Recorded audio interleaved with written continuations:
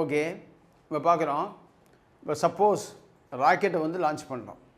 அப்போ லான்ச் பண்ணும்போது ராக்கெட்டோட வெயிட் என்ன அப்படின்னு அந்த ராக்கெட்டை வந்து கன்ஸ்ட்ரக்ட் பண்ணும்போது தான் தெரியும், வெயிட் வந்து தெரியும்.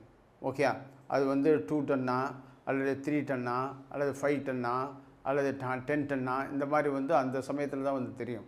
இப்போ நம்ம கொடுத்துருக்க நீட் கொஸ்டினில் வந்து என்ன கொடுத்துருக்குன்னா, suppose a rocket has a mass of 5000 kg. Okay, rocket mass வந்து எவ்வளவு? 5000 kg வந்து கொடுத்துருக்கு.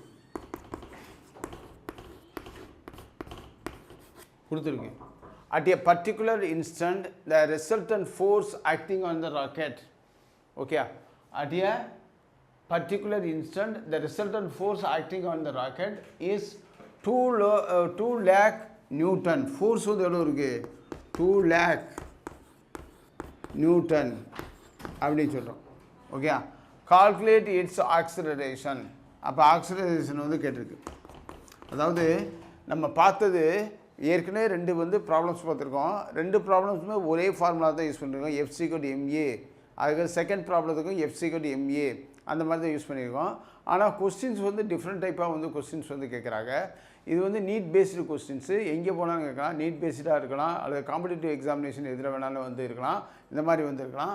அப்போ வந்து என்னது, அப்போ வந்து மாஸ் வந்து கொடுத்தாச்சு, ஃபோர்ஸ் வந்து கொடுத்தாச்சு, என்ன கேட்டிருக்குனாக்கா ஆக்சிலரேஷன் கேட்டிருக்கு. அப்போ என்ன பண்ணுறோம்? F=ma.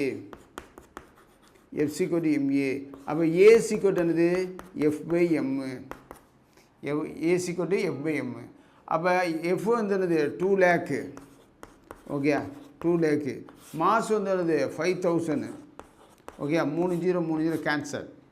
ஓகே, அப்போ என்னது? 40. அப்போ ஆக்சிலரேஷன் எவ்வளவு? 40 m/s². சப்போஸ் ஒரு ராக்கெட்டு வந்து லான்ச் பண்ணோம்னாக்கும் அதனுடைய ஸ்பீடு வந்து எவ்வளோ இருக்கும்னாக்கும் 11.2 m/s² வந்து ஃபாஸ்ட்டாக வந்து போகணும். அவ்வளோ ஃபாஸ்ட்டாக போனால் தான் வந்து அந்த ராக்கெட் வந்து ஸ்பேஸுக்கு வந்து போகும். சப்போஸ் அதனுடைய ஸ்பீடு வந்து குறைஞ்சிருந்துச்சு, அதனுடைய வந்து குறைஞ்சிருந்துச்சுனாக்கும் டக்குன்னு என்ன ஆகும்னாக்கும் கீழே விழுந்து ஃபெயிலியர் ஆகிடும். அதனால் வந்து என்ன பண்ணணும்னாக்கும் ராக்கெட்டுக்கு வந்து நம்ம ஸ்பீடு வந்து கொடுக்கணும்.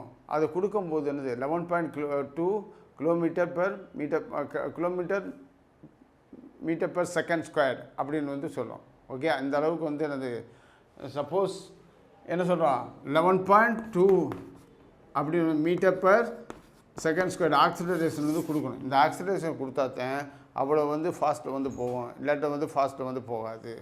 Okay, that's all.